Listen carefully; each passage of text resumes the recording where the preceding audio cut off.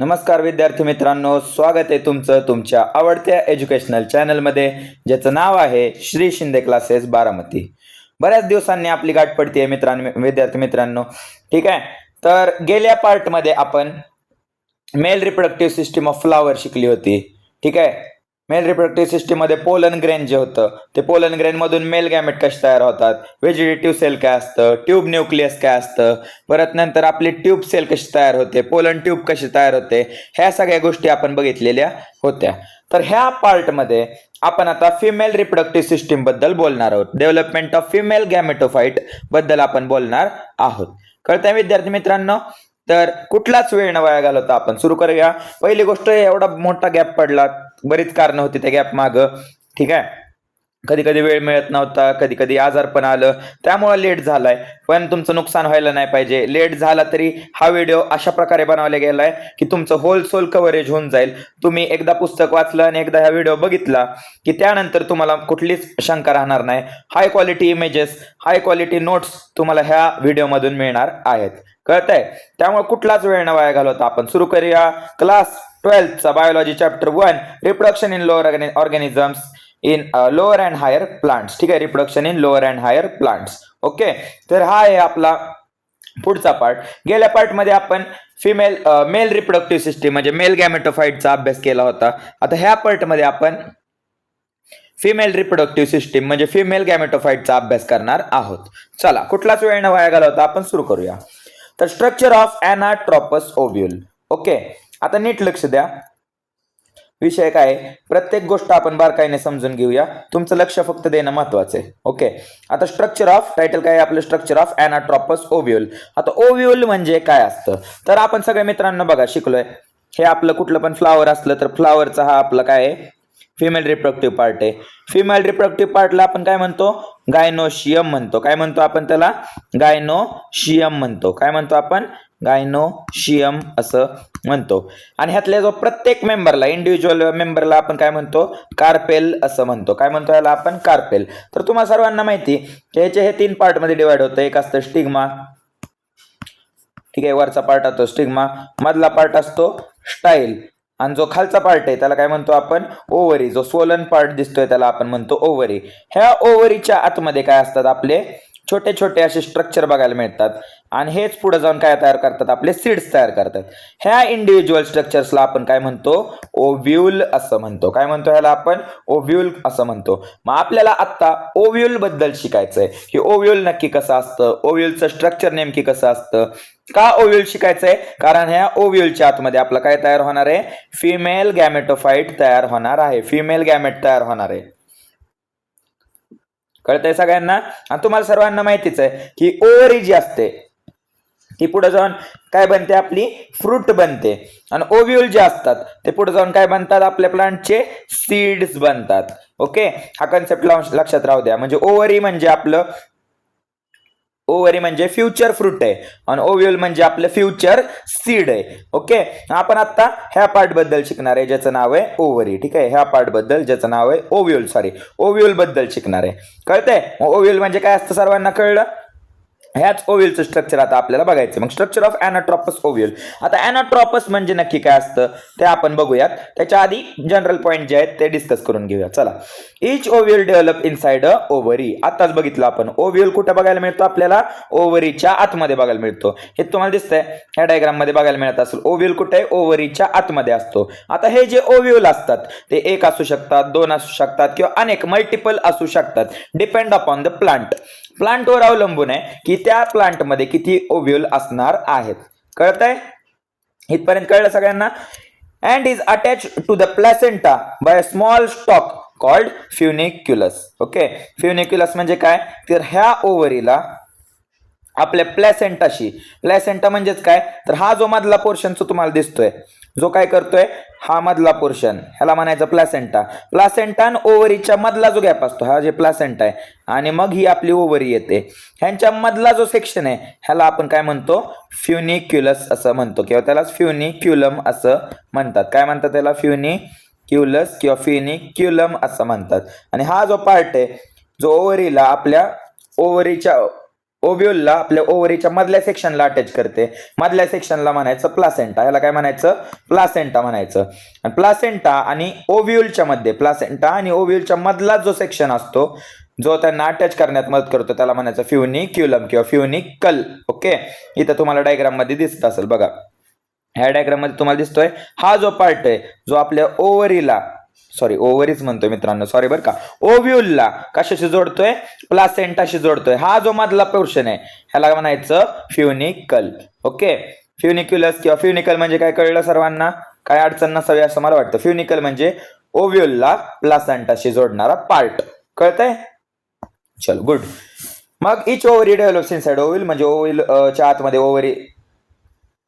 ओव्हरीच्या आतमध्ये ओव्ह्यूल वाढतात आणि जे ओव्ह्यूल जे असतात ते अटॅच असतात प्लॅसेंटाला by a small stalk. Stalk म्हणजे एक छोटा दांडा असतो, स्मॉल पोर्शन, आणि त्या पोर्शनला काय म्हणतो आपण? फ्युनिक्युलस असं म्हणतो. The place of attachment of funiculus, फ्युनिकलचा अटॅचमेंटचा point with the main body of ovule म्हणजे हा जो फ्युनिकल जो दिसतोय, हा फ्युनिकल जो तुम्हाला दिसतोय, हा फ्युनिकल हा काय करतोय? ओव्ह्यूलला ह्या पॉइंटला अटॅच करतोय, ह्या पॉइंटला. मग हा जो पॉइंट ऑफ इंटरसेक्शन असतो, पॉइंट ऑफ अटॅचमेंट, जिथं फ्युनिकल कुणाला अटॅच होतोय? ओव्ह्यूलला अटॅच होतोय, आपल्या ओव्ह्यूलला अटॅच होतोय. ह्या पॉइंटला काय म्हणायचं? हायलम म्हणायचं. काय म्हणायचं ह्याला? हायलम म्हणायचं. बघा हा मधला सेक्शन बघा, ते म्हणतात मधला पार्ट, जिथं फ्युनिकल आपल्या ह्या ओव्ह्यूलला सॉरी ओव्हरीच येत आहे सारखं तोंडात, ओव्ह्यूलला अटॅच होतो. ह्या पार्टला काय म्हणायचा? हायलम. ओके, बाहेरून आज स्ट्रक्चर सांगा. सगळ्यात बाहेर काय असते आपली? सगळ्यात बाहेर काय असतं आपलं? प्लासेंटा असतं. प्लासेंटाला नंतर काय येतं? फ्युनिकल येतं. हे काय झालं? आपलं फ्युनिकल झालं. हे काय झालं? आपलं प्लासेंटा झालं. नंतर काय येते? आपली ओव्ह्यूल येते. बरोबर, ओव्ह्यूल मध्ये आणि ओव्ह्यूल आणि हे आपला ओव्ह्यूल आहे. ठीक आहे, ओव्ह्यूल आणि फ्युनिक्युलस ह्याला जोडणारा जो पोर्शन आहे, हा जो मधला पोर्शन आहे, ह्याला काय म्हणायचं? हायलम म्हणायचं. काय म्हणायचं ह्याला? हायलम असं म्हणायचं. ठीक आहे, कळलं सगळ्यांना हायलम म्हणजे काय असतं? क्लिअर असेल. मग सगळ्यात बाहेर प्लासेंटा, प्लासेंटावर बरेच ओव्ह्यूल्स असतात. प्लासेंटा आणि ओव्ह्यूलला कनेक्ट करणारा जो स्मॉल स्टॉक असतो, स्मॉल पोर्शन असतो, त्याला आपण काय म्हणतो? फ्युनिकल किंवा फ्युनिक्युलम असं म्हणतो. ठीक आहे, फ्युनिकल किंवा फ्युनिक्युलम असं म्हणतो. आणि फ्युनिकल आणि ओव्ह्यूलच्या मध्ये जो पॉइंट ऑफ अटॅचमेंट असतो त्याला आपण हायलम असं म्हणतो. मग simple definition, the place of attachment of funiculus with the main body of ovule is called hilum. मग फ्युनिक्युलस कळला असेल, हायलम कळला असेल. आता पुढे जाऊया आपण. ठीक आहे, इन अँजिओस्पर्म. आता अँजिओस्पर्म म्हणजे काय? तर ते असतात आपले फ्लावरिंग प्लांट्स. ठीक आहे, जे फ्लावरिंग प्लांट्स असतात ज्यांच्यामध्ये फ्लावर्स येतात. The most common type of ovule is anatropous ovule. ठीक आहे, म्हणजे जास्त प्रमाणात जे ओव्ह्यूल बघायला मिळते त्याला म्हणायचं अॅनाट्रॉपस ओव्ह्यूल. आता अॅनाट्रॉपस ओव्ह्यूल म्हणजे काय असतं? तर अशी ओव्ह्यूल ज्यामध्ये मायक्रोपाइल इज डायरेक्टेड डाऊनवर्ड्स. ठीक आहे, मायक्रोपाइल म्हणजे ही ओपनिंग असते बघा, आपल्या ओव्ह्यूलची जी ओपनिंग असते, ओव्ह्यूलची ओपनिंग जिथून आपला मेल गॅमेट एंटर करणार आहे, ह्या ओपनिंगला म्हणायचं मायक्रोपाइल. ठीक आहे, ओव्ह्यूलची जी काय ओपनिंग असते त्याला म्हणायचं मायक्रोपाइल. मायक्रोपाइल कळलं काय असतं? हे बघा मायक्रोपाइल इथं दिलंय त्यांनी. ओव्ह्यूलचं जे ओपनिंग असतं त्याला म्हणायचं मायक्रोपाइल. मग मायक्रोपाइल जर डायरेक्टेड डाऊनवर्ड असेल, बघा मायक्रोपाइलचं तोंड कुठल्या दिशेला आहे? डाऊनवर्ड डायरेक्शनला आहे. मायक्रोपाइल डाऊनवर्ड डायरेक्शनला ओपन होत असेल तर त्या ओव्ह्यूलला म्हणायचं अॅनाट्रॉपस ओव्ह्यूल. कळलं सगळ्यांना? अॅनाट्रॉपस ओव्ह्यूल म्हणजे काय? ज्याचं मायक्रोपाइल जो आहे, मायक्रोपाइल तो कुठल्या डायरेक्शन मध्ये आहे? डाऊनवर्ड डायरेक्शन मध्ये असेल तर त्याला म्हणायचं anatropous ovule. And is present adjacent to the funiculus. आणि त्यालाच ह्याच मायक्रोपाइलला शेजारी कोण आहे? इथं बघा, ह्याच मायक्रोपाइलच्या शेजारी कोण दिसतंय तुम्हाला? फ्युनिकल दिसतंय. म्हणजे फ्युनिकल आणि मायक्रोपाइल ऍडजसंट असतील आणि मायक्रोपाइल जो डायरेक्टेड असेल डाऊनवर्ड डिरेक्शनला, खालच्या दिशेला त्याचं तोंड असेल मायक्रोपाइलचं, तर त्या ओव्ह्यूलला म्हणायचं अॅनाट्रॉपस ओव्ह्यूल. तर सगळी डेफिनेशन आहे, पाठ करा. Anatropous ovule is a type of ovule in which micropyle is directed downwards and is present adjacent to the funiculus किंवा फ्युनिकल. फ्युनिकल त्याच्या शेजारी असतो. ह्या ओव्ह्यूलला म्हणायचं अॅनाट्रॉपस ओव्ह्यूल. कळत आहे सगळ्यांना? अॅनाट्रॉपस ओव्ह्यूल असं म्हणायचं. पुढे नंतर ते म्हणतात ovule consist of central पॅरेन्कायमेटस tissue. ओव्ह्यूलच्या सेंटरला काय असतात? सेंट्रल पॅरेन्कायमेटस टिश्यू असतात. तर इथं तुम्हाला बघायला मिळतंय हा जो पोर्शन आहे, हा सेंट्रल पोर्शन, ह्यामध्ये कुठले टिश्यू बघायला मिळतात? पहिल्यांदा पॅरेन्कायमेटस टिश्यू बघायला मिळतात. न्यूसेलस असतो. ठीक आहे. न्यूसेलस बघा तुम्हाला बघायला मिळतात. न्यूसेलस असतो which is surrounded usually by 2 protective covering. ओव्ह्यूलला बघा इथं तुम्हाला दिसतंय 2 लेअरचं प्रोटेक्शन आहे. ही एक लेअर आणि ही दुसरी लेअर. ही 1 नंबर लेअर, ही 2 नंबर लेअर. इथं पण बघा ही 1 नंबर लेअर, ही 2 नंबर लेअर. 2 लेअरचं प्रोटेक्शन आहे ह्याला. आणि ह्या लेयर्सला काय म्हणायचो आपण, काय म्हणणार आहे ह्याला आपण, इंटेग्युमेंट म्हणायचं. काय म्हणायचं ह्याला, इंटेग्युमेंट. मग बघा आउटर इंटेग्युमेंट, इनर इंटेग्युमेंट. इंटेग्युमेंट म्हणजे एक थिक लेअर असते जी ह्या ओव्ह्यूलला काय करते, प्रोटेक्ट करते. प्रोटेक्टिव्ह कव्हरिंग असतं त्याला आपण म्हणतो इंटेग्युमेंट. काय म्हणायचं मित्रांनो, इंटेग्युमेंट असं म्हणायचं. मग इंटेग्युमेंट किती असतात, 2. आउटर असतो एक आणि इनर असतो एक, अशा 2 इंटेग्युमेंट बघायला मिळतात. मग ह्या ओव्ह्यूलला म्हणायचं बायटेग्युमेक किंवा बायटेग्मिक असं पण म्हणतात. बायटेग्मिक ओव्ह्यूल किंवा बाय इंटेग्युमेक ओव्ह्यूल असं पण म्हणतात. तुम्हाला ते दिलं नाहीये, तुम्ही ते मोठं झाल्यावर शिकणार आहेत नंतर हायर बॅचेस मध्ये. त्यामुळे लक्षात ठेवा ह्याला काय म्हणायचं, किती इंटेग्युमेंट असतात ओव्ह्यूलला, एनाट्रोपस ओव्ह्यूलला 2 इंटेग्युमेंट असतात. एक आउटर इंटेग्युमेंट आणि इनर इंटेग्युमेंट. आणि ह्यालाच म्हणायचं बायटेग्मिक ओव्ह्यूल असं. ओके, हे फक्त लक्षात ठेवा, तुमच्या माहितीसाठी लक्षात राहू द्या. नंतर बघा narrow opening at the apex of ovule. Apex म्हणजे ओव्ह्यूलच्या सगळ्यात जो टोक असतं, अप्पर पार्ट जो असतो, त्याच्या ओपनिंगला काय असतं, त्याला एक नॅरो ओपनिंग असतं. त्याच्या अप्पर पार्टला, अपेक्स पार्टला एक नॅरो ओपनिंग असतं. त्याला म्हणायचं मायक्रोपाईल. म्हणजे ओव्ह्यूलचं जे काय ओपनिंग आहे ते कसं आहे, नॅरो आहे. नॅरो आहे म्हणजे एक बारीकची छोटीशी स्पेस असते. ठीक आहे, छोटीशी स्पेस असते, त्याला म्हणायचं मायक्रोपाईल. ओके, मग ह्या पोर्शनला म्हणायचं मायक्रोपाईल. नॅरो स्पेस आहे आणि हे आपल्या ओव्ह्यूलच्या अपेक्सला बघायला मिळतं. अपेक्स म्हणजे हा ओव्ह्यूल. आता ओव्ह्यूल आपला उलटा आहे त्यामुळे हा खालचा भाग झाला. पण नॉर्मल केसेसमध्ये काय असतं, हे असा फ्युनिकल असतो आणि अशा प्रकारे आपली हे बाय इंटेग्युमेंट असतात. तर बघा आता हा झाला मायक्रोपाईल आपला. मग मायक्रोपाईल कुठं आला, वरच्या साईडला आला. फ्युनिकल त्याच्या खालच्या साईडला आला.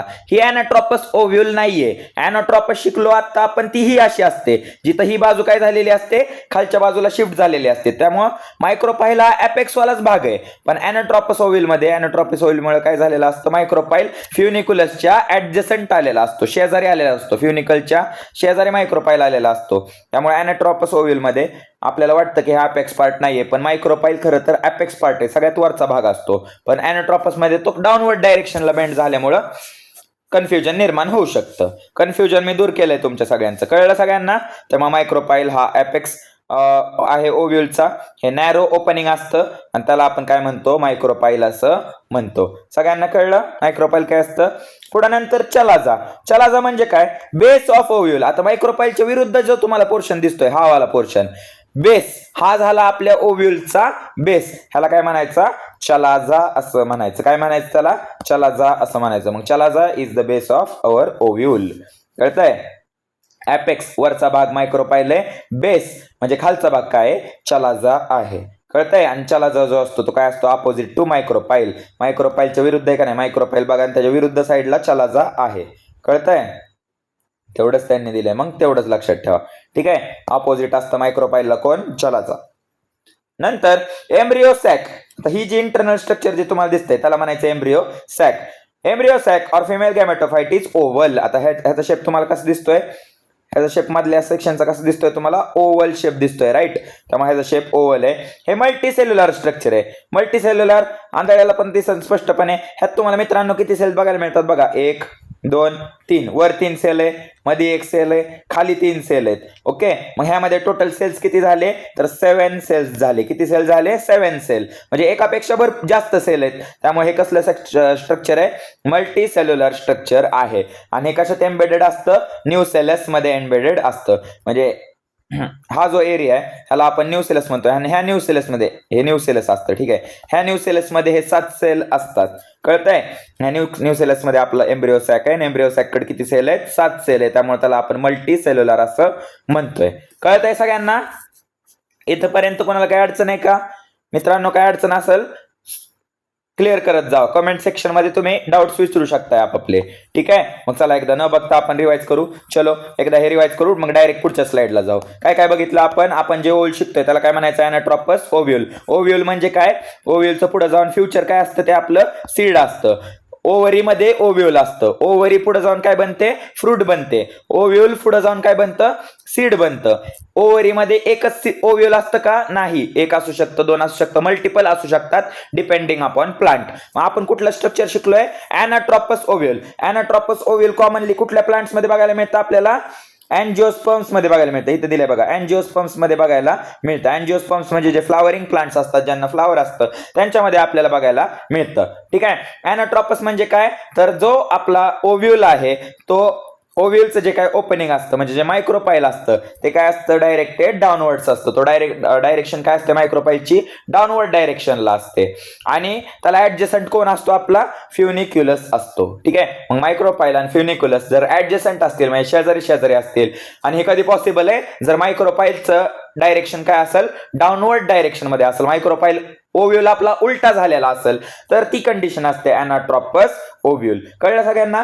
आता मायक्रोपाईल कळलं. आता फ्युनिक्युलस बघा. फ्युनिक्युलस म्हणजे काय, तर प्लॅसेंटा आणि ओव्ह्यूल ह्यांच्या मधला जो पॉइंट ऑफ अटॅचमेंट असतो, हा मधला जो स्टॉक असतो, स्मॉल स्टॉक, छोटा सेक्शन, ह्याला म्हणायचं फ्युनिक्युलस. मग फ्युनिकल काय करतो, प्लॅसेंटाला ओव्ह्यूल बर कनेक्ट करण्याचं काम करतो. आता फ्युनिकल ज्या पॉइंटला ओव्ह्यूलला कनेक्ट होतो, फ्युनिकल ज्या पॉइंटला ओव्ह्यूलला कनेक्ट होतो त्या पॉइंटला काय म्हणायचं, त्या प्लेस ऑफ अटॅचमेंटला म्हणायचं हायलम. काय म्हणायचं त्याला, हायलम. पुढे नंतर आता एनाट्रॉपस ओव्ह्यूल काय आहे ते आपण बघितलं की मायक्रोपाईल डाऊनवर्ड डायरेक्शनला डायरेक्टेड असतो. ऍडजसंट काय त्याच्या, फ्युनिक्युलस आहे, फ्युनिकल काय बघितलंय, हायलम काय बघितलंय. पुढे नंतर आता ह्या ओव्ह्यूलला किती लेअरचं प्रोटेक्टिव्ह कव्हरिंग असतं, 2 लेअरचं प्रोटेक्टिव्ह कव्हरिंग असतं. त्यामुळं ह्याच्यामध्ये इंटेग्युमेंट्स, ह्याच प्रोटेक्टिव्ह कव्हरिंगला काय म्हणतो आपण, इंटेग्युमेंट म्हणतो. काय म्हणतो, इंटेग्युमेंट. मग इंटेग्युमेंट किती, ह्याकडे 2 आहेत, बाहेरच्याला म्हणायचं आउटर इंटेग्युमेंट, आतल्याला म्हणायचं इनर इंटेग्युमेंट. असे 2 लेअरचं ह्याला प्रोटेक्शन असतं. नंतर ऍपेक्स पोर्शन आहे ओव्ह्यूलचा. ऍपेक्स म्हणजे वरचा भाग जो असतो ओव्ह्यूलचा, त्याला म्हणायचं मायक्रोपाईल. हे नॅरो ओपनिंग आहे, छोटं ओपनिंग असतं, आणि त्यातूनच आपला मेल गॅमेट एंटर होणार आहे, हे लक्षात ठेवा. ठीक आहे. मग मायक्रोपाईल म्हणजे कळलं एक नॅरो ओपनिंग आहे जे ऍपेक्स ऑफ ओव्ह्यूल आहे. हे पोझिशन लक्षात ठेवा. ऍपेक्स म्हणजे ओव्ह्यूलच्या वरच्या भागाला आहे. हिथं वरचा भाग का नाहीये, कारण हिथं आता आपली ओव्ह्यूलच उलटी झाली. एनाट्रॉपस शिकतोय ना आपण, जर ह्याला सरळ केलं तर हा वरचा भाग होणार आहे आपला, आणि हा खालचा भाग जो बेसवाला सेक्शन असतो त्याला काय म्हणतो आपण, चलाजा म्हणतो. काय म्हणतो त्याला आपण, चलाजा. मग चलाजा आणि मायक्रोपाईल एकमेकाला काय असतात, अपोजिट असतात.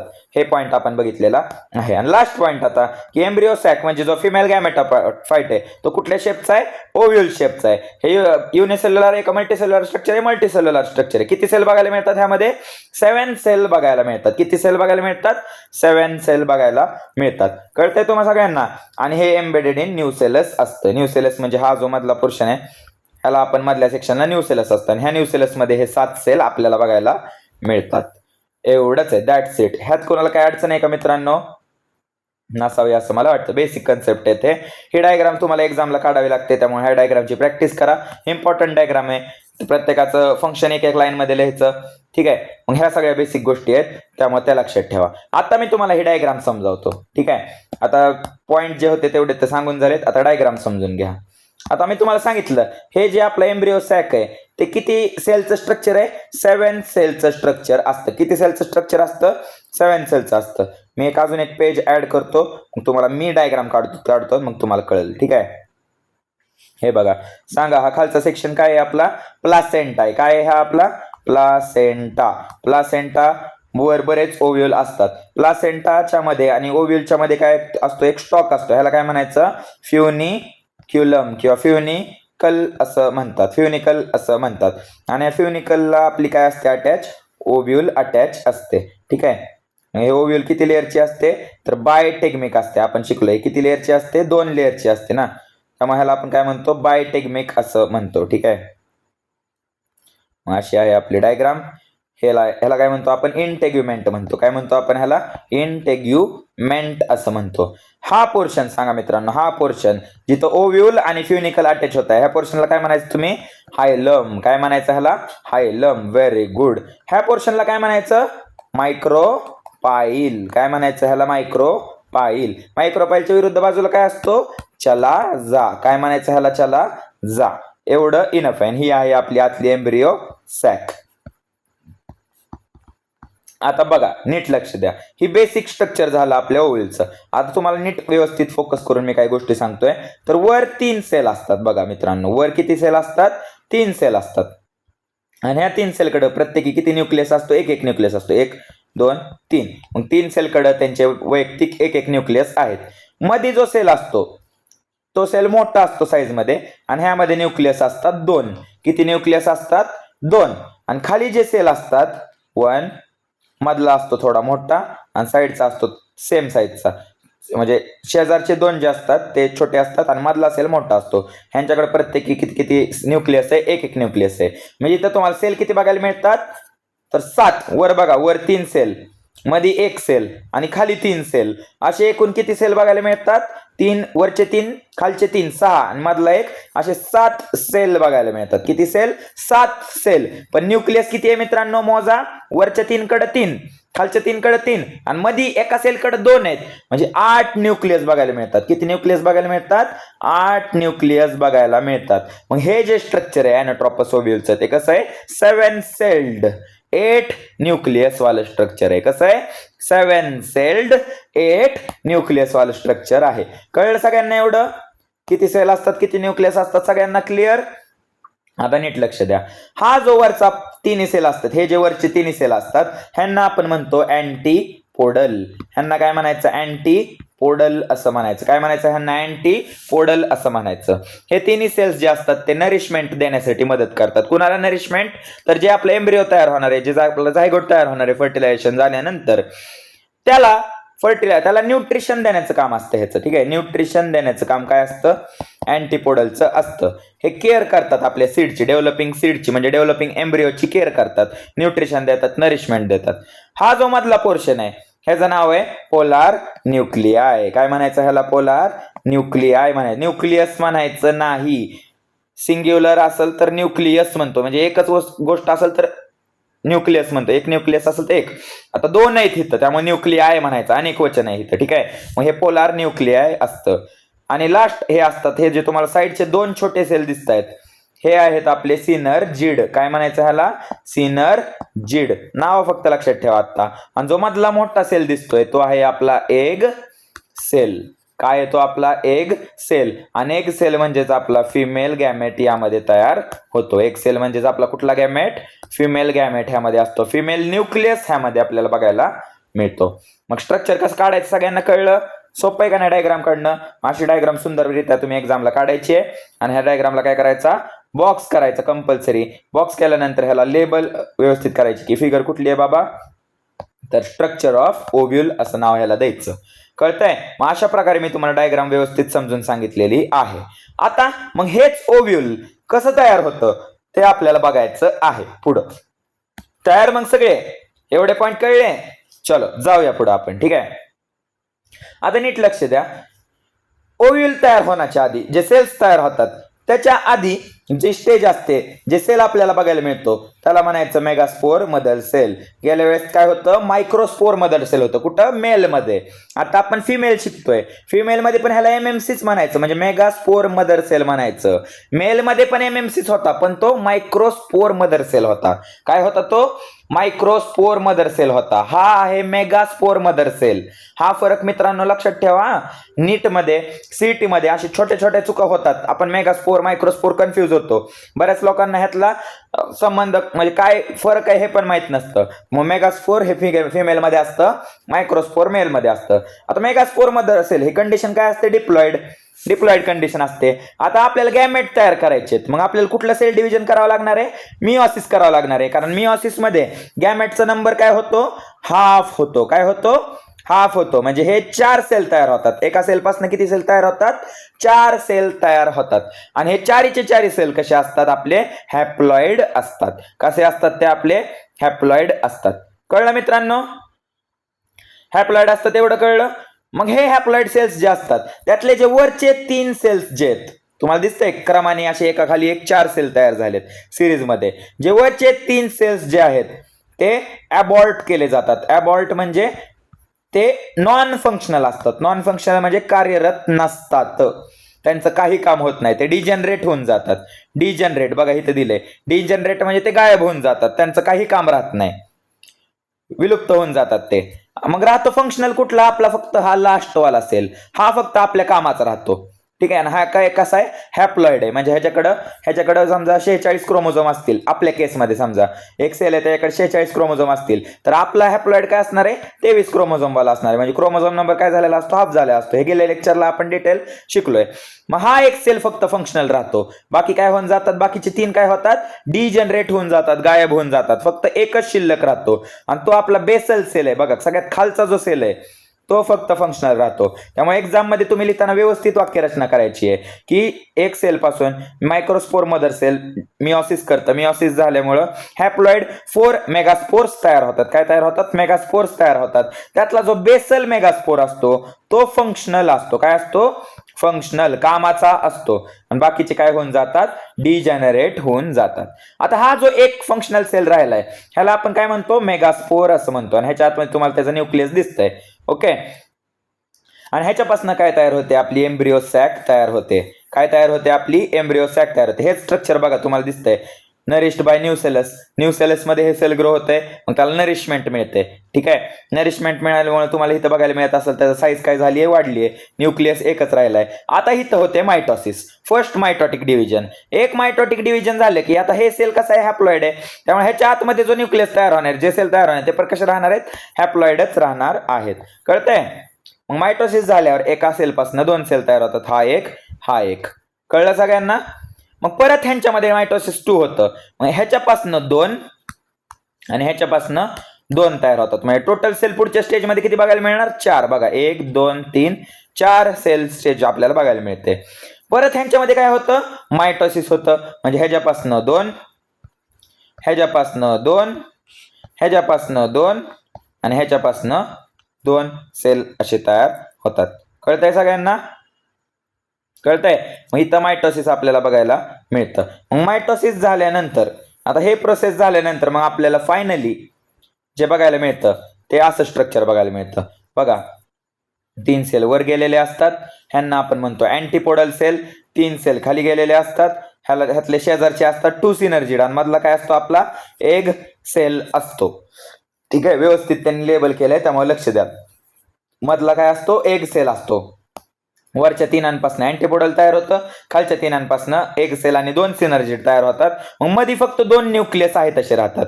ते दोन्ही न्यूक्लियस काय होतात, फ्यूज होतात. काय होतात, ते दोन्ही न्यूक्लियस फ्यूज होतात आणि एकच सेल तयार करतात. कळतंय. आणि हे जो सेल असतो तो बायन्यूक्लिएटेड असतो. बायन्यूक्लिएटेड म्हणजे एका सेलमध्ये 2 न्यूक्लियस असतात. ह्याला म्हणायचं पोलार न्यूक्लियाय. काय म्हणायचं, ह्याला पोलार न्यूक्लियाय म्हणायचं. आणि हा झाला आपला तयार मॅच्युअर एम्ब्रिओ सॅक, किंवा ह्यालाच आपण मॅच्युअर फिमेल गॅमेटोफाइट असं म्हणतो. ठीक आहे. आणि हे डायग्राम कशाची आहे, बिफोर फर्टिलायझेशन.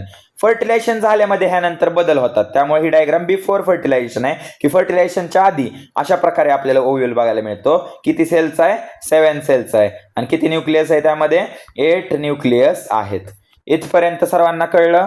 7 न्यूक्लियाय असतात आणि 6 आर हॅप्लॉइड, 1 इज डिप्लॉइड. बघा हे 6 जे दिसत आहेत, 1 2 3 4 5 6 हे हॅप्लॉइड आहेत, पण इथं 2 न्यूक्लियस एकत्र आलेत, त्यामुळे हा काय झाला, डिप्लॉइड झाला. कळतंय. हे पण लक्षात ठेवा की 6 सेल, 7 पैकी जे 6 सेल असतात ते काय आहेत, हॅप्लॉइड. आणि जो 7वा सेल आहे, 6 सेल हॅप्लॉइड झाले, हे 3 आणि हे 3 हॅप्लॉइड. आणि जो मधला सेल आहे तो काय असतो, डिप्लॉइड असतो, कारण तो 2 न्यूक्लियसच्या फ्युजनमुळे तयार झालाय. बघा न्यूक्लिअर फ्युजन होतं, 2 न्यूक्लियस फ्यूज होतात, त्यामुळे जो सेल तयार होतो त्याला म्हणायचा पोलार न्यूक्लियाय. आणि पोलार न्यूक्लियाय आपला कसा आहे, डिप्लॉइड आहे. कळतंय. मग स्ट्रक्चर सगळ्यांना कळलं. मग हेच एक्सप्लेनेशन आपल्याला खाली दिलंय, पहा. ठीक आहे. हे कळलं असेल तर आता क्लिअर कट तुम्हाला सगळ्या गोष्टी कळतील. ह्या प्रोसेसला काय म्हणायचं, मेगास्पोरोजेनेसिस म्हणायचं. काय म्हणायचं ह्याला, megasporogenesis. The process of formation of megaspores. The process of formation of haploid megaspore from diploid megaspore mother cell.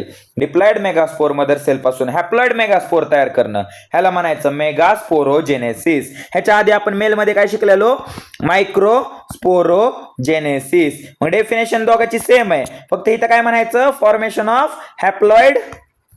Formation of काय, हॅप्लॉइड काय, मेगास्पोर का microspore, haploid microspore. Haploid microspore कुणापासनं, फ्रॉम डिप्लॉइड कोण, microspore mother cell. Diploid microspore mother cell पासून haploid microspore तयार करण्याची जी process आहे त्याला म्हणायचं मायक्रोस्पोरोजेनेसिस. सेम की the process of formation of haploid megaspore to form diploid from diploid megaspore mother cell. Diploid megaspore mother cell पासून haploid megaspore तयार करण्याची जी प्रोसेस आहे त्याला म्हणायचं मेगास्पोरोजेनेसिस. जेनेसिस म्हणजे फॉर्मेशन आणि मेगास्पोर म्हणजे तुम्हाला माहिती आहे. ठीक आहे. मग बघा काय होतं MMC म्हणजे मेगास्पोर मदर सेल. कसं आहे हे डिप्लॉइड आहे हे सगळ्यांना माहिती. काय होतं मिओसिस होतं, 4 सेल तयार होतात. 4 कसे असतात हॅप्लॉइड असतात हे आपण शिकलोय. त्यातले 3 काय होतात अबॉर्ट होतात म्हणजे नॉन फंक्शनल असतात, डिजनरेट होतात. ठीक आहे, डिजनरेट होतात, गायब होतात हे आपण बघितलंय. राहतो फक्त एक बेसलवाला असतो फंक्शनल. मग बघा फंक्शनल सेल जो असतो जो बेसल आहे बेसला राहिलाय तो काय असतो आणि ह्या स्ट्रक्चरला काय म्हणायचं मित्रांनो लिनियर टेट्राड म्हणायचं. काय म्हणायचं त्याला लिनियर टेट्राड. लिनियर म्हणजे एका लाईन मध्ये तयार झाले आणि टेट्राड म्हणजे 4 सेल बघायला मिळतात इथं. ठीक आहे 4 सेल बघायला मिळतात त्यामुळे त्याला टेट्राड असं म्हणायचं. कळतंय. मग जो फंक्शनल सेल असतो तो 3 सक्सेसिव्ह काय करतो मायटोटिक डिव्हिजन करतो. फ्री न्यूक्लिअर मायटोटिक डिव्हिजन आपल्याला बघायला मिळतात. मग मायटोसिस झाल्यावर टोटल आपल्याला 8 न्यूक्लियस तयार झालेले दिसतात ज्यातले 4 जे आहेत लोकेटेड ॲट ईच पोल. 4 जे न्यूक्लियस असतात ते पोलला जातात. 1 nucleus from each pole migrate toward the centre called polar nuclear. 4 वर 4 खाली जातात त्यातला एक वरनं आणि एक खाली म्हणजे बघा ते काय म्हणतात हे ओव्ह्यूल आहे. मग वर 4 न्यूक्लियस तयार होतात खाली 4 न्यूक्लियस तयार होतात. ह्या 4पैकी 3 खाली राहतात आणि एक मध्ये येतो आणि ह्यांच्यापासून असं स्ट्रक्चर तयार होतं पोलार न्यूक्लियर. मग इथं किती शिल्लक राहतात इथं फक्त 3 शिल्लक राहतात. पोल्सला किती शिल्लक राहतात फक्त 3 शिल्लक राहतात. मग झालं वरच्यांपासून तयार होतात अँटीपोडल, खालच्यांपासून साईडच्यातनं सिनर्जिड आणि मध्ये काय असतो आपला एग सेल आणि हे आपला पोलार न्यूक्लियर. हे आपला अँटीपोडल तिन्ही हे सिनर्जिड साईडवाले 2 सिनर्जिड आणि मध्ये काय असतो आपला एग सेल असतो. कळलं.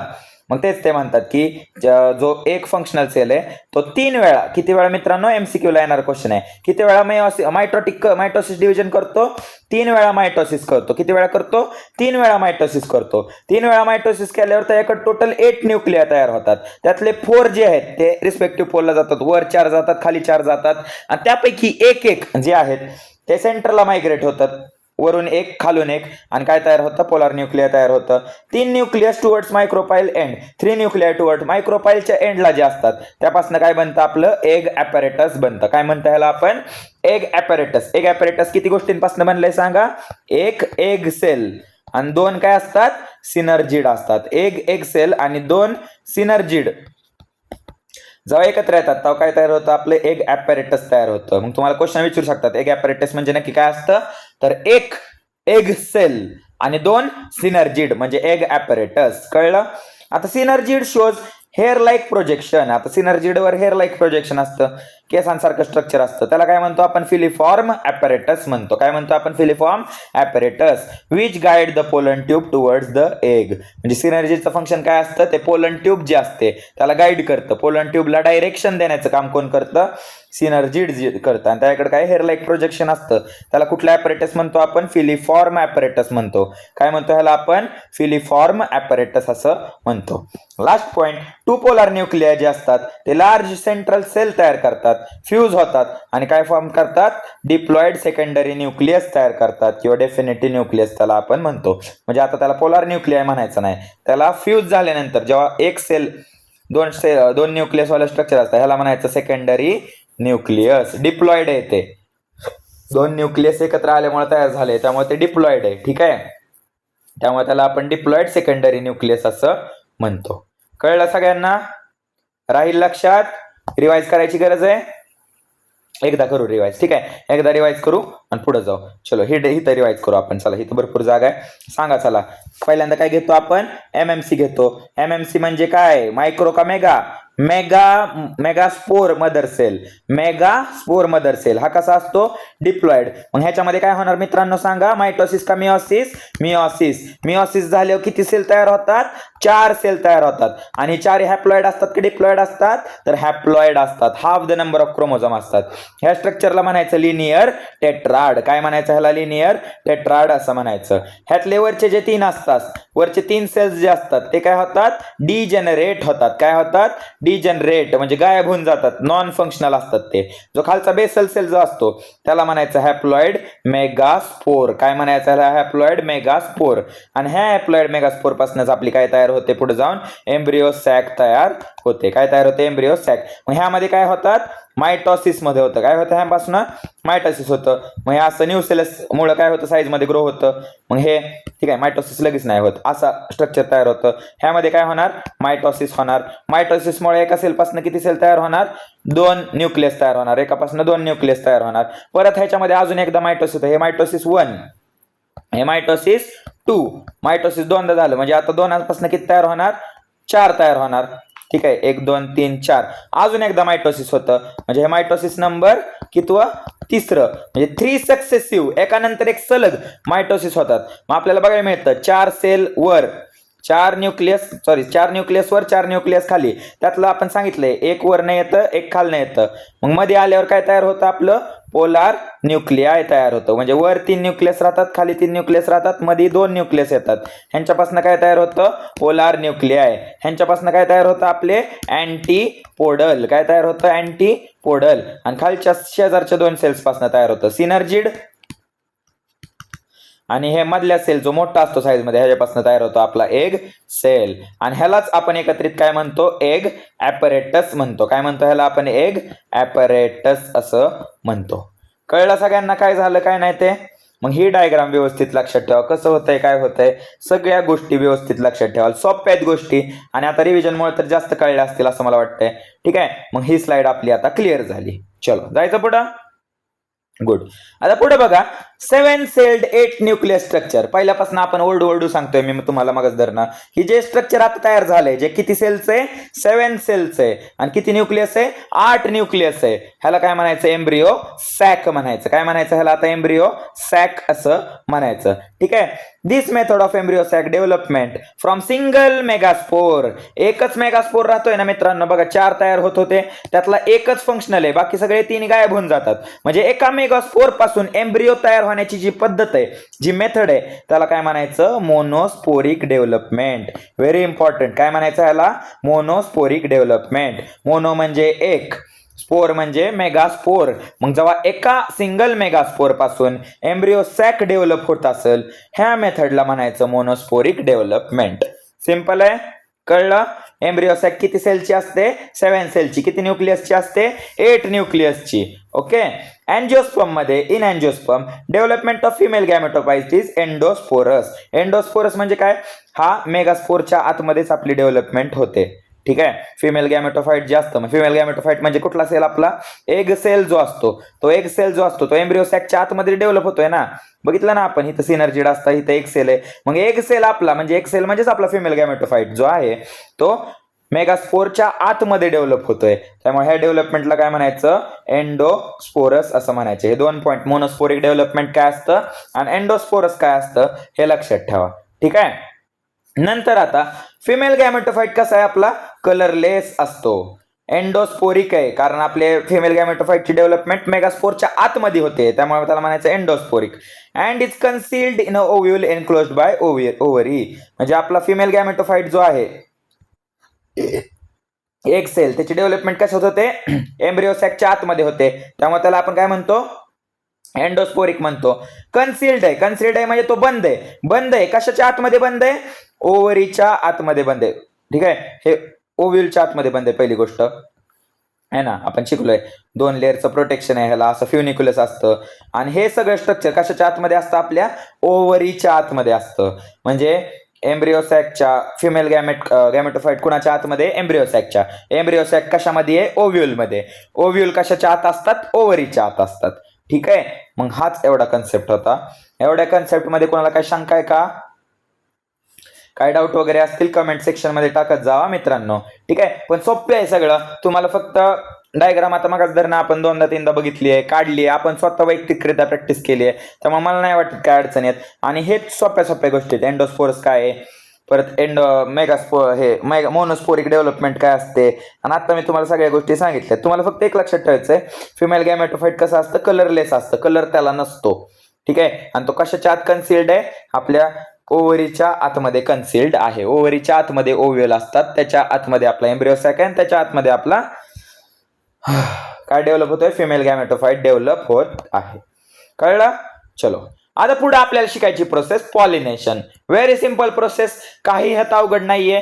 पॉलिनेशन म्हणजे काय असतं तर सिंपल लहानपणापासून म्हणजे 10वी पासून आपल्याला शिकत आलोय पॉलिनेशन काय आहे.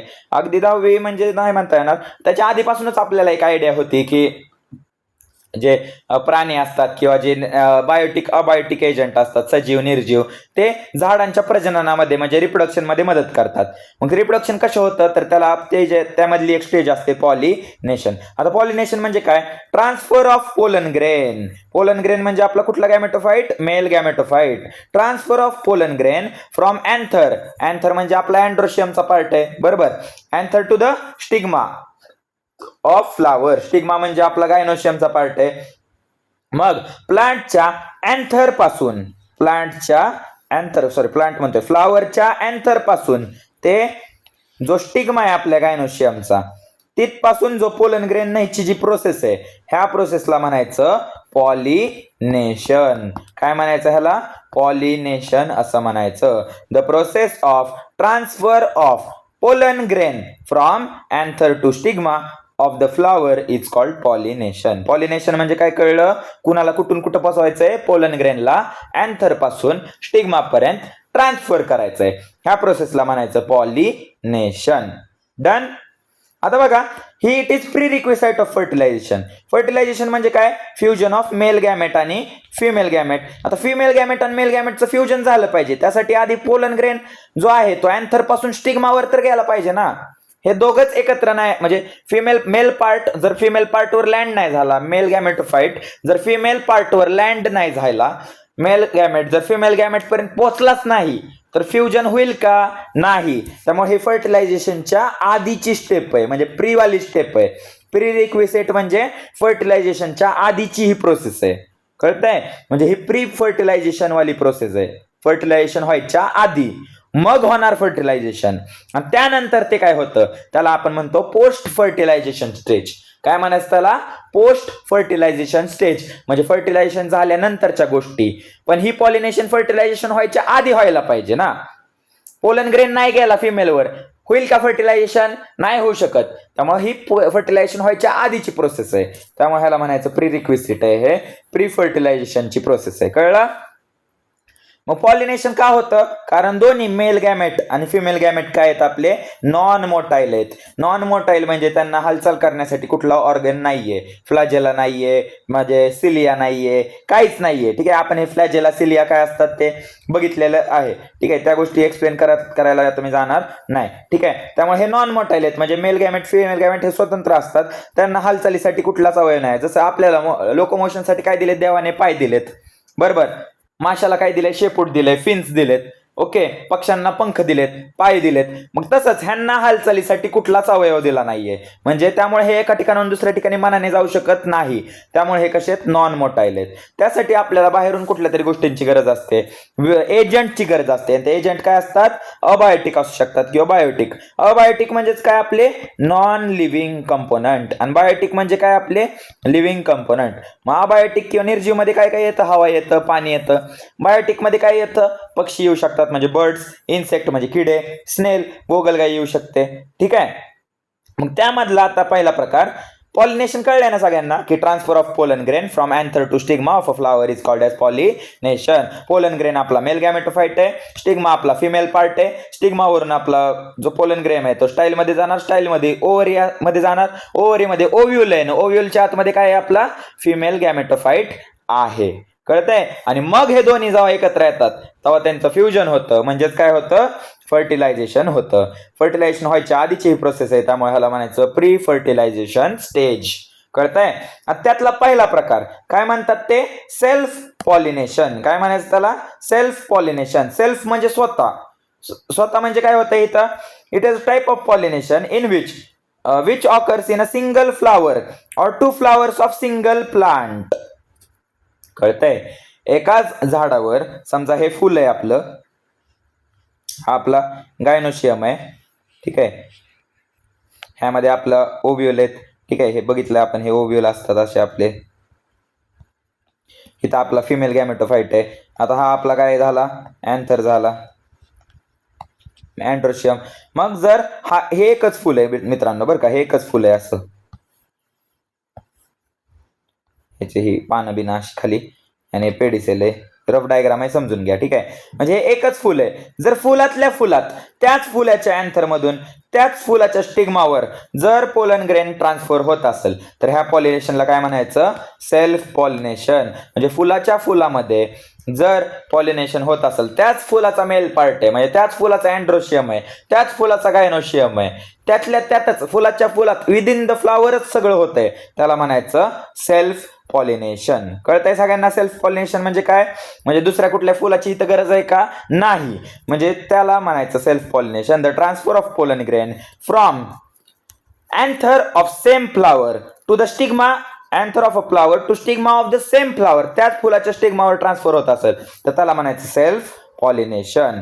किंवा ह्यात अजून एक प्रोसेस येते की two flowers occur in a single flower or two flowers of single plant, त्याच झाडाच्या जर वेगळ्या फुलावर येत असेल, समजा हे प्लांट आहे आपलं, ठीक आहे, हे प्लांट आहे, इथं एक ब्रांच आहे, इथं एक फ्लावर आलाय, समजा इथं एक फ्लावर आहे, ओके, आणि दुसरा फ्लावर आपला इथं आलाय, ठीक आहे, इथं एक फ्लावर आहे, हा एक फ्लावर, हा एक फ्लावर. तर इथून जरी ट्रान्सफर झालं तरी त्याला आपण काय म्हणू शकतो, सेल्फ पॉलिनेशनच म्हणू शकतो. ठीक आहे, म्हणजे सेम प्लांटच्या वेगळ्या फुलावर जरी ह्याचा समजा अँथर आहे, ह्याचा अँथर आहे, ह्याचा स्टिग्मा आहे, ठीक आहे, ह्याचा स्टिग्मा आहे, तर हे पोलन ग्रेन इथं उडून ह्या स्टिग्मावर आले तरी ह्याला काय म्हणायचं, सेल्फ पॉलिनेशनच म्हणायचं. म्हणजे विदिन द प्लांट जर होत असेल, प्लांट तेच आहे, एकाच प्लांटवर सगळं होतंय किंवा एकाच फ्लावर मध्ये सगळं होत असेल, एकाच फ्लावर मध्ये किंवा एकाच प्लांट मध्ये होत असेल तर त्याला म्हणायचं self pollination.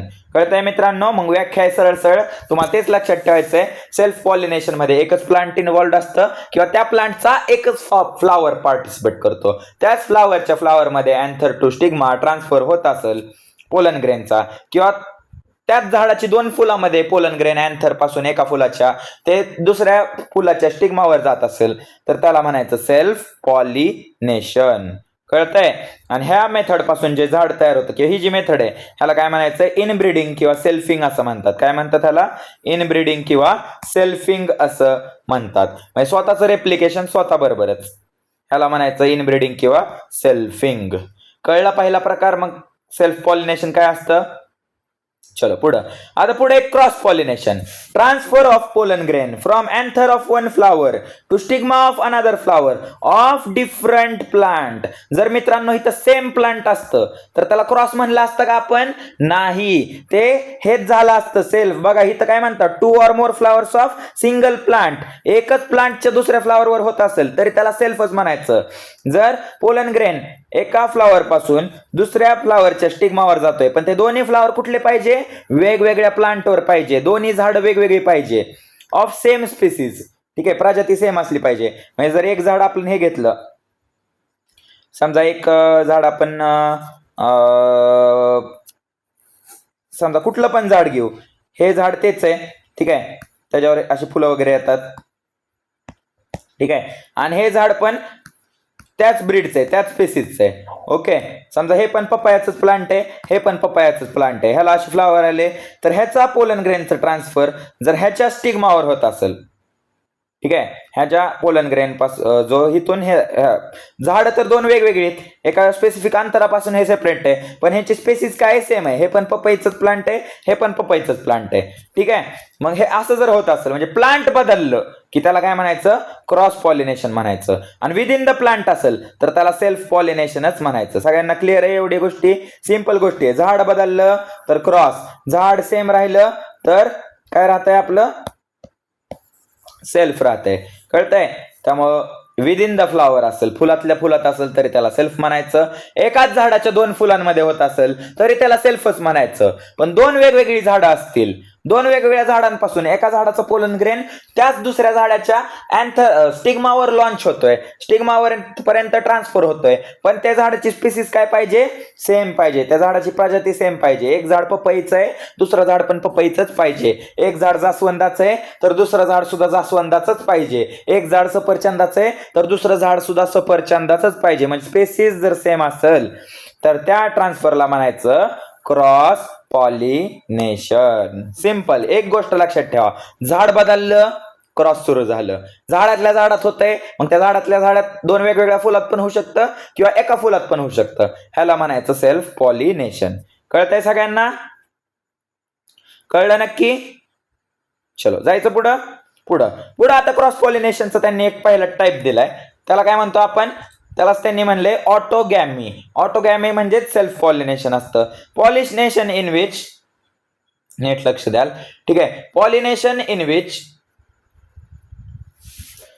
Bisexual flower is pollinated by its own pollen grain. आता बायसेक्शुअल म्हणजे काय, तर मित्रांनो आपण बघा, आपलं उदाहरण घ्या. आपल्यामध्ये मेल आणि फिमेल एकत्र असतं का वेगवेगळं असतं? मेल रिप्रोडक्टिव्ह ऑर्गन आणि फिमेल रिप्रोडक्टिव्ह ऑर्गन वेगवेगळ्या शरीरावर आहे का एका शरीरावर आहे? वेगवेगळ्या शरीरावर आहे. म्हणजे आपल्यामध्ये मेल वेगळा असतो, फिमेल वेगळे, दोन वेगवेगळ्या बॉडीज आहेत, दोघांवर वेगवेगळे रिप्रोडक्टिव्ह ऑर्गन आहेत. म्हणजे आपल्यामध्ये मेल वेगळा आहे, फिमेल वेगळे आहे. ह्या अशा स्ट्रक्चरला म्हणायचं युनिसेक्शुअल. ठीक आहे, ह्याला आपण ह्या कंडिशनला काय म्हणतो, युनिसेक्शुअल कंडिशन. म्हणजे आपण सगळे काय आहेत, युनिसेक्शुअल आहे. आपल्यामध्ये पुरुष आणि स्त्री वेगवेगळी असते. पण काही फुलं अशी असतात की त्यामध्ये, जसं की उदाहरण घ्या हिबिस्कस, इयत्ता 10वी मध्ये आपण शिकलोय जास्वंद. जास्वंद असं फुल आहे की त्यामध्ये मेल फिमेल आपल्याला वेगळा बघायला मिळत नाही. फिमेल पार्ट पण ह्याच फुलामध्ये असतो आणि मेल पार्ट सुद्धा त्याच फुलामध्ये असतो. म्हणजे हा झाला आपला मेल पार्ट, हा झाला आपला फिमेल पार्ट. एकाच फुलामध्ये म्हणजे एकाच बॉडीवर मेल आणि फिमेल रिप्रोडक्टिव्ह ऑर्गन दोन्ही असतील तर त्या कंडिशनला काय म्हणायचं, बायसेक्शुअल कंडिशन म्हणायचं. ठीक आहे, म्हणजे ह्यांच्यामध्ये मेल फिमेल वेगवेगळं नसतं. ठीक आहे, सगळं एकाच ठिकाणी असतं. ह्याला म्हणायचं बायसेक्शुअल कंडिशन. कळतंय? मग जे फ्लावर्स बायसेक्शुअल असतात म्हणजे ज्यांच्यामध्ये मेल आणि फिमेल रिप्रोडक्टिव्ह पार्ट एकाच फ्लावरमध्ये, ते तर काय होतं, they are pollinated by its own pollen grain. ठीक आहे, मग तिथं काय होतं, सेल्फ पॉलिनेशन होणार. Offsprings are genetically identical. कारण बघा इथं जे क्रोमोझोम आहे मेल मध्ये आणि फिमेल मध्ये ते एकाच प्लांटचं आहे ना, प्लांट सेम आहे, फ्लावर सेम आहे. म्हणजे क्रोमोझोम बाहेरनं वेगळा येतोय का, नाही. त्यामुळे इथं जे ऑफस्प्रिंग येतात, नवीन येणारे फुल जे जन्माला येणार आहे, तयार होणार आहे, ते पण काय राहणार आहे, नवीन येणार प्लांट ते नेहमी काय राहणार आहे, ह्याच्यासारखंच राहणार आहे, जेनेटिकली आयडेंटिकल राहणार आहे. का? कारण पोलन ग्रेन सुद्धा त्याच फ्लावरचा आहे. स्टिग्मा म्हणजे फिमेल गॅमेटोफाइट सुद्धा त्याच फ्लावरचा आहे. मेल गॅमेटोफाइट फिमेल गॅमेटोफाइट दोघांचं जेनेटिक मटेरियल सेम आहे. जेनेटिक मटेरियल सेम असल्यामुळे ऑफस्प्रिंग मध्ये सुद्धा सेम जेनेटिक मटेरियल आपल्याला बघायला मिळणार आहे. ऑफस्प्रिंग जी असेल ती वेगळी नसणार आहे, ती आयडेंटिकल असेल त्याच्या पॅरेंट सारखी असणार आहे. ठीक आहे, त्यामुळं इथं एक्झाम्पल लक्षात ठेवा, वाटाणा, क्लिटोरिया, पी आणि क्लिटोरिया हेच एक्झाम्पल आहे. आता इथं एक्सटर्नल पॉलिनेटिंग एजंटची आपल्याला गरज लागत नाही, कारण फुलाच्या फुलामध्येच ट्रान्सफर होत आहे. ठीक आहे, बाहेरून कोणाची गरज असू द्या कोणी नसू द्या काही फरक पडत नाही. मग it occurs without external pollinating agent. बाहेरच्या कुणाची गरज लागत नाही, सगळं फुलातल्या फुलातच होऊन जाते. ह्याला म्हणायचं ऑटोगॅमी किंवा self pollination. Okay, flower opens to expose it sex organ, it is called as chasmogamous flower. ह्याला काय म्हणायचं, चाझमोगॅमस फ्लावर. जेव्हा फ्लावर पूर्णपणे डेव्हलप होतो तो तेव्हा ते सेक्स ऑर्गन काय करतो, एक्सपोज करतो. एक्सपोज का करतो म्हणजे एक्सपोज कोण करणार आहे, अँथर जो आहे, अँथर असा एका हाईटला जातो. का हाईटला जातो, कारण त्याच्यासमोर कोण आहे, आपला फिमेल पार्ट आहे. मग हे दोघं एकमेकाच्या समोरासमोर येतात म्हणजे एक्सपोज होतात, डेव्हलपमेंट पूर्ण होते तेव्हा ह्या दोघांची हाईट एका लेवलला येते, त्यावेळेस ट्रान्सफर काय होतो, व्यवस्थित होतो. मग जेव्हा सेक्स ऑर्गन्स एक्सपोज जे फ्लावर करतं, जे फ्लावर एक्सपोज करतात सेक्स ऑर्गन्सला, त्या फ्लावरला म्हणायचं चाझमोगॅमस फ्लावर. काय म्हणायचं त्याला, चाझमोगॅमस फ्लावर असं म्हणायचं. कळतंय? आता त्यामध्ये अजून एक डेफिनेशन, ह्याची डेफिनेशन पाठ करून घ्याल चाझमोगॅमसची. आता होमोगॅमी म्हणजे काय, होमोचा अर्थ असतो सेम, गॅमी म्हणजे काय, फ्युजन. आता बघा ते काय म्हणतात, Wien anther and stigma of flower become mature at same time. म्हणजे जेव्हा, आता जर हे फुल असेल तर या फुलामध्ये हा फिमेल पार्ट आहे, हा मेल पार्ट आहे. जर दोघांची डेव्हलपमेंट एका वेळेसच पूर्ण झाली, ठीक आहे, दोघं एका वेळेसच डेव्हलप झाले म्हणजे आपला मेल गॅमेटोफाइट डेव्हलप झाला, त्याच वेळेस आपला फिमेल गॅमेटोफाइट डेव्हलप होत असाल. आता दोन्ही डेव्हलप आहेत म्हणजे दोघं रिप्रोडक्शनसाठी तयार आहेत, फर्टिलायझेशनसाठी तयार आहेत. मग दोघं ज्यावेळेस एका वेळेस डेव्हलपमेंट पूर्ण करतात आणि फर्टिलायझेशनसाठी रेडी असतात, ह्या कंडिशनला म्हणायचं होमोगॅमी. काय म्हणायचं ह्याला? होमोगॅमी असं म्हणायचं. कारण का काय काय वेळेस काय होतं, मेल आधी डेव्हलप होतो, फिमेल डेव्हलप नसतो. मग मेल आता डेव्हलप आहे, फिमेल डेव्हलप नाहीये, तर मग मेल जो आहे तो त्याचा जेवढा लाईफ स्पॅन आहे तेवढं जगतो, एका टाइम नंतर हा मरून जातो. कारण पोलन ग्रेन शेवटी लिव्हिंग ऑर्गॅनिझम्स आहेत, ते एका पॉईंट नंतर डिजनरेटच होणार आहे, त्यांची कॅपॅसिटी संपून जाणार आहे. किंवा कधी कधी काय होतं, फिमेल गॅमेटोफाइटची डेव्हलपमेंट आधी होते, मेल गॅमेट डेव्हलपच होत नाही, मग हा फिमेल गॅमेटोफाइट ह्याची वाट बघत बसतो, अशी कंडिशन होते. पण जेव्हा दोघांची डेव्हलपमेंट एक साथ होते, कुणालाच कुणाची वाट बघायची गरज नाहीये, दोन्ही डेव्हलपमेंट ज्यावेळेस मेल गॅमेटोफाइट पूर्ण डेव्हलप होतोय त्याच वेळेस फिमेल गॅमेटोफाइट पूर्ण डेव्हलप होत असेल तर ह्या कंडिशनला काय म्हणायचं? होमोगॅमी म्हणायचं. When anther and stigma of flower become mature म्हणजे पूर्ण विकसित होतात at the same time, it is called as homogamy. एक साथ विकास होत असेल, दोघांची डेव्हलपमेंट एक साथ पूर्ण असेल, दोघं एका वेळेस फर्टिलायझेशनला तयार असतील, त्याला म्हणायचं होमोगॅमी. एवढाच कन्सेप्ट आहे.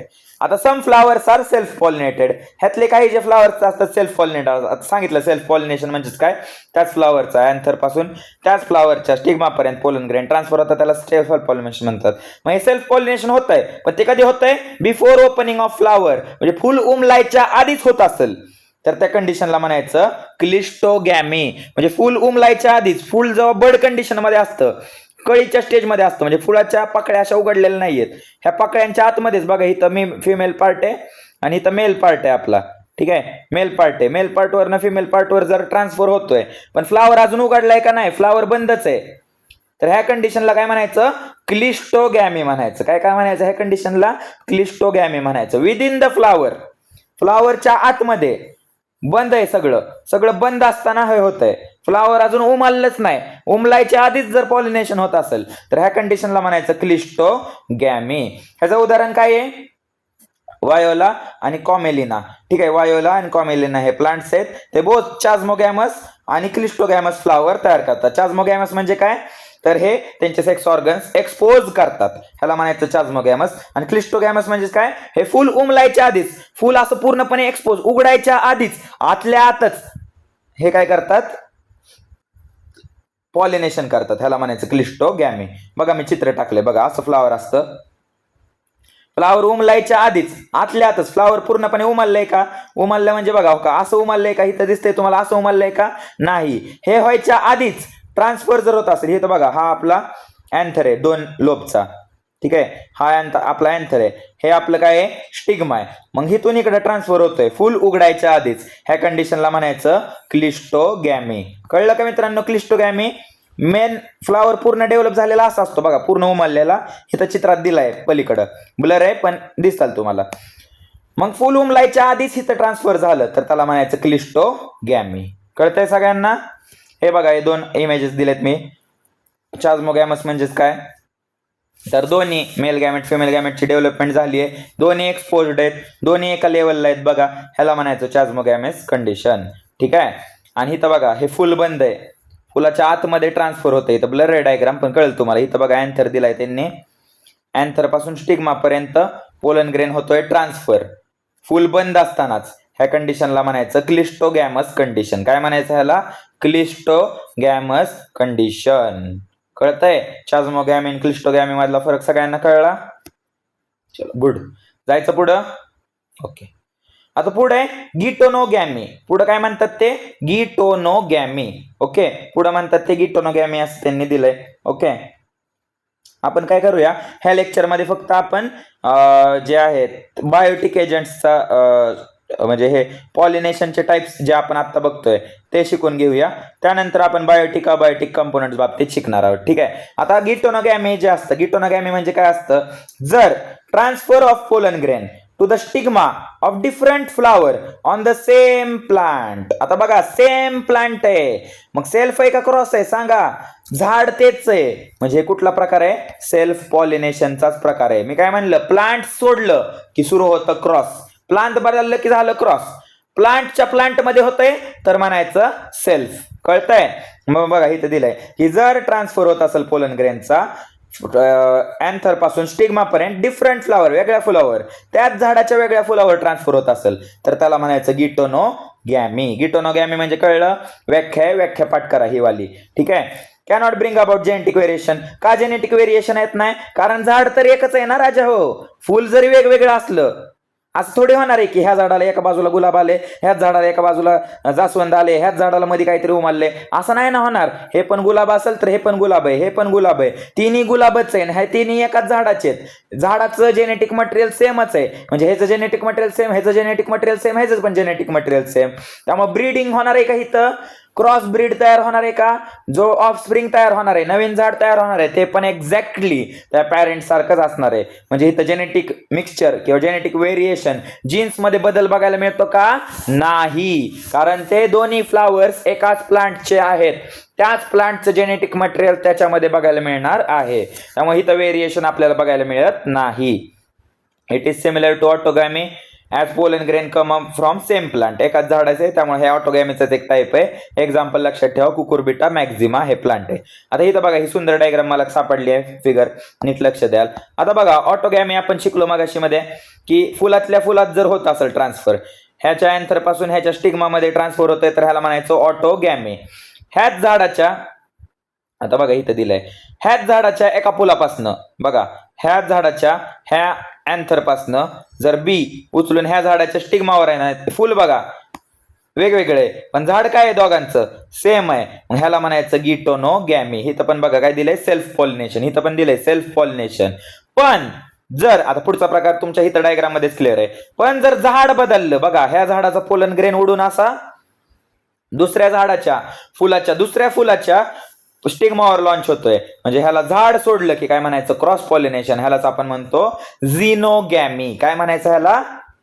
झिनोगॅमी. मी परत एकदा समजावतो, नीट लक्ष द्या.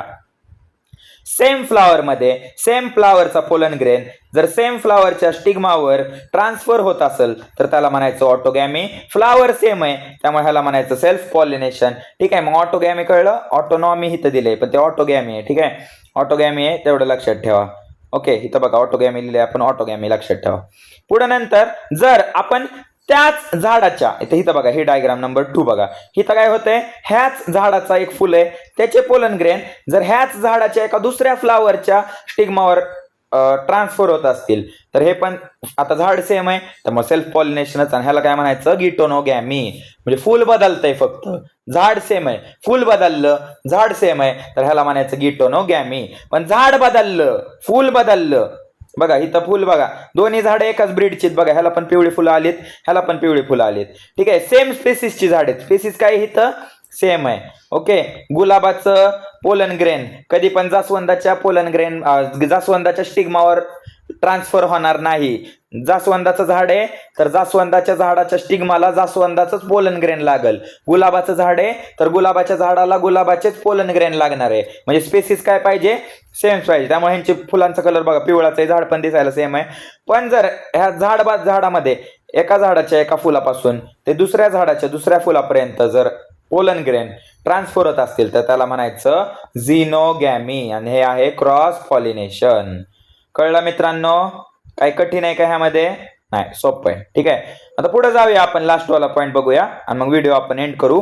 पुढचा सेक्शन, कारण व्हिडिओ खूप मोठा होईल, तुम्हाला पण कंटाळा नाही यायला पाहिजे. पुढचा व्हिडिओ मी लगेच अपलोड करेल, एवढा वेळ नाही लावणार मी, लगेच उद्यापर्यंत मी अपलोड करून देईल, त्यामुळं टेन्शन घेऊ नका. आता जेवढं घेतोय तेवढं फक्त डायजेस्ट करा. ठीक आहे, आता तिसरा प्रकार ह्यामध्ये बघायला मिळतो झिनोगॅमी. पॉलिनेशनचा तिसरा प्रकार बघा, झिनोगॅमी. सेल्फ पॉलिनेशन मध्येच आपण शिकतो. आता झिनोगॅमी म्हणजे काय? आता डायग्राम बघितली आपण की जर झाड बदललं पण स्पेसिस काय सेम आहे तर त्याला म्हणायचं cross pollination. Type of cross pollination in which pollen grain of one flower, एका झाडाचे पोलन ग्रेन, एका फुलाचे pollen grain are deposited on the stigma of flower of different plant. वेगळ्या झाडाच्या वेगळ्या फ्लावरच्या स्टिग्मावर गेलं पण ते झाडाची स्पेसिस काय आहे? सेम आहे. With the help of pollinating agent. हिथं पॉलिनेटिंग एजंटची गरज आहे मित्रांनो, लक्ष द्या. ऑटोगॅमी मध्ये पॉलिनेटिंग एजंटची गरज नसते. कळतंय? गिटोनोगॅमीमध्ये आणि इथं क्रॉस पॉलिनेशनमध्ये आपल्याला गरज पडते. बीजचा वापर आपल्याला करावा लागतो. त्यामुळे बी असेल, विंड असेल, ह्या गोष्टींची गरज पडते. त्यामुळे इथं पॉलिनेटिंग एजंटची गरज आपल्याला पडते. MCQ ला येणारा क्वेश्चन आहे की पॉलिनेटिंग एजंट्स रिक्वायर्ड असतात का नाही, तर हो बाबा रिक्वायर्ड असतात. आता इथं बघा, जनरेट्स जेनेटिकली व्हॅरिड ऑफस्प्रिंग. आता इथं जेनेटिकली आपल्याला व्हेरिएशन्स बघायला मिळतात. का? कारण झाड बदलले. जसं आपण सगळे ह्युमन आहेत, बरोबर? ह्युमनच आहेत ना आपण, पण आपला डीएनए कसा वेगवेगळा आहे, तसंच हे दोन्ही झाडं जरी सेम असली तरी ह्यांचा जेनेटिक मटेरियल काय असतो, वेगवेगळा असतो. ह्याच्यामध्ये कॅरेक्टर फुलं भलेही सेम कलरची, झाडाची लेंथ सेम असेल, पण काही कॅरेक्टर ह्याच्यामध्ये वेगळे असणार, काही कॅरेक्टर ह्याच्यामध्ये वेगळे असणार. हे टॉल असू शकतं, हे डॉर्फ असू शकतं, ठीक आहे. ह्याच्यावर थोडे मोठे फुलं येतील, ह्याच्यावर थोडे छोटे फुलं, पण ब्रीड तर सेमच आहे ना. त्यामुळं जेनेटिक व्हेरिएशन इथं बघायला आपल्याला मिळतात. कारण ह्या झाडाचे फ्लावरचे पोलन ग्रेन ह्या झाडाच्या स्टिग्मावर लॉन्च होत आहेत. झाड वेगवेगळे आहे, त्यामुळे जेन्स वेगवेगळे आहेत. झाड सेम असेल तर जीन्स सेम आहेत, तिथं व्हेरिएशन बघायला मिळत नाही. पण इथं झाड वेगवेगळे, त्यामुळं जेनेटिक व्हेरिएशन आपल्याला इथं बघायला मिळणार आहेत. एक्झाम्पल लक्षात ठेवा, पपाया, कॅस्टर. हे जे फ्लावर्स आहेत ते युनिसेक्शुअल फ्लावर आहेत. युनिसेक्शुअल मध्ये म्हणजे काय, ह्यांच्यामध्ये मेल फिमेल काय असतं, वेगळं असतं. पपाया बघा, पपाया तुम्ही खाल्लाय, बघितलं असेल. पपायाच्या सगळ्याच झाडांना फळं येत नाही. फळं फक्त मादी झाडाला येतात, म्हणजे फिमेल प्लांटला येतात. कळतंय? पपायामध्ये मेल आणि फिमेल वेगळा वेगळा असतो. त्यामुळे त्याचा ट्रान्सफर हवेच्या माध्यमातून, मधमाशा असतील ह्यांच्या माध्यमातून, मेल मधून पोलन ग्रेन फिमेल प्लांटवर वेगळ्या झाडावर जातोय. कळतंय? त्यामुळे ह्याला म्हणायचं झिनोगॅमी. ओके, आता बघा हे डायग्राम बघा दिलेत. झाडातल्या झाडात होत असेल ऑटोगॅमी, एका फुलापासून दुसऱ्या फुलात त्याच झाडाच्या ठीक आहे. इथं बघा प्लांटे दिले, त्याच झाडाच्या दुसऱ्या फुलावर होत असेल तर त्याला म्हणायचं गिटोनोगॅमी. सेम प्लांट आहे, पण ह्याच दोन वेगवेगळी झाडे असतील, डिफरंट प्लांट असेल. हे बघा प्लांट ए, प्लांट बी. ह्याचा पोलन ग्रेन जर उडून ह्याच्या स्टिग्मावर जात असेल with the help of pollinating agent, बघा इथं मधमाशी दाखवली आहे. पॉलिनेटिंग एजंटच्या मदतीने जर एका झाडाचे पोलन ग्रेन दुसऱ्या झाडाच्या फ्लावरवरच्या स्टिग्मावर जात असतील, पण ते स्पेसिस काय पाहिजे, झाडाची सेम पाहिजे. बघा फुलाची स्ट्रक्चर डायग्राम बघा, ह्यांनी सेम दिली आहे. का? कारण स्पेसिस सेम आहे, झाड वेगळे पण ह्यांची प्रजाती काय सेम आहे. हे जास्वंदाचं आहे तर हे पण जास्वंदाचं आहे, ठीक आहे. मग असं होत असेल तर त्याला म्हणायचं ॲलोगॅमी किंवा झिनोगॅमी. दोन नाव आहेत बघा, ॲलोगॅमी पण म्हणतात त्याला, झिनोगॅमी पण म्हणतात. कळलं मित्रांनो? इथंपर्यंत सगळ्यांना कन्सेप्ट क्लिअर आहे? मग इथंपर्यंत मी जेवढं शिकवलंय तेवढं एकदा रिवाइज करताल, खूप इम्पॉर्टंट आहेत. कारण हे भरपूर टाईप आली की आपल्याला कन्फ्युजनचे चान्सेस होतात. त्यामुळे मला असं वाटतं की आपण इथं थांबावं. नेक्स्ट लेक्चर पासून आपण बघा, सगळ्या स्लाइड्स रेडी आहेत, पण व्हिडिओची लेंथ खूप मोठी होईल. व्हिडिओची लेंथ मोठी झाली की विद्यार्थी लोक जे असतात ते व्हिडिओ बघत नाहीयेत. त्यामुळे आपण ह्याचा एक एक्स्ट्रा पार्ट तयार करू हवं तर. त्या पार्टमध्ये आपण अबायोटिक एजंट्स बघा, त्यात पॉलिनेशन बाय वॉटर काय होतं, बीज काय असतं, सगळं मी खूप भारी इमेजेस तुमच्यासाठी आणलेत. हे सगळं आपण नेक्स्ट लेक्चरला डिस्कस करूया, ठीक आहे? कळतंय? मग आतापर्यंत आपण काय बघितलं, पॉलिनेशन जे असतं, क्रॉस आणि सेल्फ कसं होतं ते आपण बघितलं. एजंटचा वापर कुठं होतो कुठं नाही ते आपण बघितलं. आता नेक्स्ट लेक्चरला आपण एजंट्स काय असतात ते आपण बघणार आहेत. अबायोटिक कुठल्या पद्धतीने होतं, बायोटिक कुठल्या पद्धतीने होतं, हे एकदम डिटेल आपण नेक्स्ट लेक्चरला बघणार आहे. कळतंय? तोपर्यंत जे लोक नवीन आहेत त्यांनी चॅनलला काय करायचंय, सबस्क्राईब करा. जे लोक जुने आहेत त्यांनी व्हिडिओला लाईक करा, शेअर करा आणि कमेंट नक्की करत जाऊ की व्हिडिओ आवडला का नाही, प्रेझेंटेशन आवडतंय का नाही, कळलं का नाही. कारण मी बऱ्याच 1 तास झाला आता आपण शिकतोय. 1 तासात मी तुमची 2दा-3दा प्रत्येक गोष्टीची रिव्हिजन केली. मी प्रत्येक वाक्य 2दा-3दा बोलतोय, जेणेकरून तुम्हाला बघितल्यामुळे गोष्टी लक्षात राहतील. इमेजेस आवडतायत का नाही, व्हिज्युअल्स जेवढे बघताल, व्हिडिओ बघण्याचं कारण एकच असतंय की तुम्हाला दिसतं आणि एक्झामला हेच लक्षात राहतं. फोटोग्राफिक मेमरी तयार होते, तुम्हाला हे चित्र आठवणार, हे सगळं आठवेल. पुस्तकात एवढी खास चित्र दिलेली नसतात, व्यवस्थित समजावलेलं नसतं. होमोगॅमी असेल, क्लिस्टोगॅमी असेल, चाझमोगॅमी असेल, मोनोस्पोरिक काय असतं, ह्या सगळ्या गोष्टी पुस्तकात दिलेल्या नाहीये, त्यांनी वाक्य दिलेत. त्यामुळे माझा प्रयत्न हा राहतो की पीपीटीचा व्हिडिओ बनवण्याचा उद्देश काय असतो, वाचून तर कोणाला कळेल, पण जास्त कळावं, आपण बाकीच्यांपेक्षा अग्रेसर राहावं, पुढे राहावं, एक पाऊल पुढे. त्यासाठी हा व्हिडिओ बनवण्याची तळमळ आहे. आणि विद्यार्थी मित्रांनो, मनापासून परत एकदा मी सॉरी बनतो, कारण आपला पार्ट जो गेला पार्ट कुठला होता माझ्या मते, पार्ट 3 असेल माझ्या मते, हा असेल पार्ट 4. बराच गॅप पडला यामध्ये, त्याबद्दल मनापासून मी तुमचे दिलगिरी व्यक्त करतो. इथून पुढे असं होणार नाही. डेली 2-3 दिवसांनी आता व्हिडिओ पडत राहतील. खास करून बायोलॉजी तरी विषयाचा मी टाकण्याचा प्रयत्न करेल. बायोलॉजी कंप्लीट झालं की मग बाकीच्या विषयांचा आपण बघूयात, कारण मेन फोकस माझा सध्याला बायोवर आहे. 11वीचे मी सगळे विषय घेतोय. त्यामुळे माझा जास्त फोकस 11वीवर आहे, कारण सिलेबस ज्यावेळेस आम्ही शिकलो होतो त्यावेळेस वेगळा होता, आता वेगळा आहे. त्यामुळे काही गोष्टी अशा असतात की त्या मला पहिल्यांदा शिकावं लागतात आणि मग मग तुम्हाला समजावं लागतात. फार फरक नाहीये, थोडाच आहे, पण शिकवणं आणि स्वतः शिकणं ह्यातलाही फरक असतो. शिकवताना गोष्टी डबल वेळा वाचाव्या लागतात, समजून घ्याव्या लागतात. काही गोष्टी अशा पण असतात की त्या मला कळत नाही, मग मला त्या आधी शिकाव्या लागतात, मग तुम्हाला समजून घ्याव्या लागतात. आणि शिवाय ह्या पीपीटी बनवण्यात खूप मेहनत लागते मित्रांनो, वेळ खूप जातो. आणि बायोलॉजीच्या पीपीटी तयार करायला खूपच मला इमेजेस शोधावे लागतात. बघा, इमेजेस शोधले की पॉईंट्स काढावे लागतात, पॉईंट्स काढले की व्यवस्थित डेफिनेशन, जर अवघड असेल तर त्याला सोप्या शब्दात कन्वर्ट करावं लागतं. खूप मेहनत आहे, त्यामुळे मला तुमच्या सपोर्टची खूप गरज आहे मित्रांनो. त्यामुळे आपल्या मराठी माणसाला सपोर्ट करा, आपल्या युट्यूब चॅनलला भरपूर सबस्क्रायबर मिळू दे, एवढंच मी तुमच्याकडं हे करतो. तुमच्या फ्रेंड सर्कलमध्ये आपल्या ग्रुपविषयी माहिती द्या आणि नवीन लोकांना जॉईन व्हायला सांगा. आपल्या डिस्क्रिप्शनमध्ये कम्युनिटी लिंक आहे, ज्या लोकांनी कम्युनिटी लिंक जॉईन केली नाहीये त्यांनी कम्युनिटी लिंक जॉईन करा, म्हणजे तुम्हाला नोटिफिकेशन मिळत राहील व्हिडिओ पडलाय का नाही त्याची. आणि लोकांना सबस्क्राईब नक्की करा. भेटूया मित्रांनो पुढच्या पार्टमध्ये. त्या पार्टमध्ये आपण धडा कव्हर करण्याचा प्रयत्न करू. जास्त लेंथ होतीये, तुम्ही बघा, तुम्हाला पण कंटाळा येतो व्हिडिओ बघताना, त्यामुळे मी हा व्हिडिओ 1 hour पर्यंत लिमिट ठेवण्याचं ठरवलंय. त्यामुळे राहिलेलं सगळं आपण नेक्स्ट पार्ट मध्ये बघूया. नेक्स्ट पार्ट लवकरच मी टाकल, उद्याच शक्यतो टाकल किंवा परवामध्ये टाकून देईल, पण तोपर्यंत जुडलेले राहावा. बाय बाय, काळजी घ्या. ठीक आहे, भेटूयात आपण पुढच्या भागामध्ये. बाय.